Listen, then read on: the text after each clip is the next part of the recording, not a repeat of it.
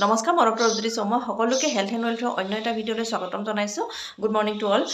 আজি ৱৰ্ল্ড নো টবেকো ডে অৰ্থাৎ ধঁপাত বিৰোধী দিৱস WHO আণ্ডাৰত যিবিলাক আমাৰ সদস্য ৰাষ্ট্ৰ আছে সকলোবোৰ ৰাষ্ট্ৰই আজিৰ দিনটো ৱৰ্ল্ড নো টবেকো ডে হিচাপে পালন কৰিছে আৰু 1988 চনৰ 31 মে'ৰ পৰা এই দিৱসটো পালন কৰি অহা হৈছে ইয়াৰ একমাত্ৰ উদ্দেশ্য হৈছে জনগণৰ মাজত ধঁপাতৰ অপকাৰিতা আৰু ইয়াৰ পৰা হ'ব পৰা মাৰাত্মক জীৱননাশী বেমাৰসমূহৰ বিষয়ে জনগণৰ মাজত সজাগতা বৃদ্ধি কৰা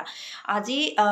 2024 চনৰ 31 মে দিনটোৰ মেইন থিমটো হৈছে আমি আমাৰ শিশুসকলক ধঁপাতৰ অপকাৰিতা আৰু ইয়াৰ বিৰূপ প্ৰভাৱৰ পৰা ৰক্ষা কৰা অৰ্থাৎ আমি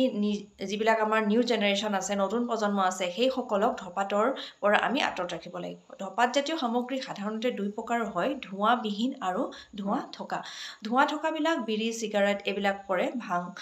আৰু তাৰ পিছতে আপোনাৰ যিবিলাক ধোঁৱা নথকা হ'ল গুটখা জাতীয় যিবিলাক সামগ্ৰী সেই সামগ্ৰীসমূহ গতিকে আমি দুই প্ৰকাৰৰ সামগ্ৰী ধঁপাতজাতীয় সামগ্ৰীৰ পৰা আঁতৰত থকা দৰকাৰ কিয়নো দুই প্ৰকাৰৰ ধঁপাতজাতীয় সামগ্ৰী আমাৰ কাৰণে স্বাস্থ্যৰ কাৰণে অতি বিপদজনক হয়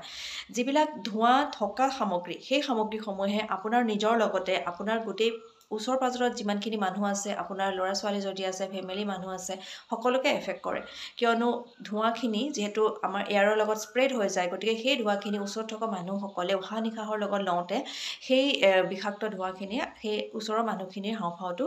বিষক্ৰিয়াৰ সৃষ্টি কৰে গতিকে আপুনি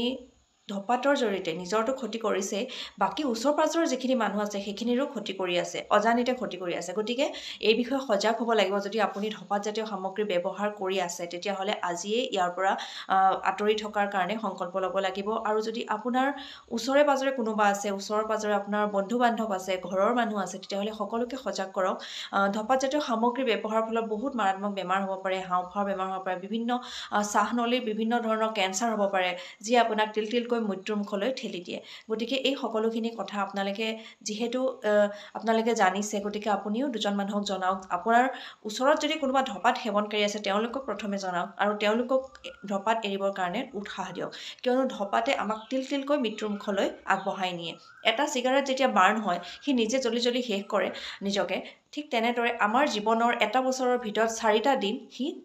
এটা চিগাৰেটে আমাৰ জীৱনৰ 4টা দিন জ্বলাই দিয়ে গতিকে ই কিমান মাৰাত্মক আপুনি এবাৰ চিন্তা কৰি চাওক গতিকে সকলোকে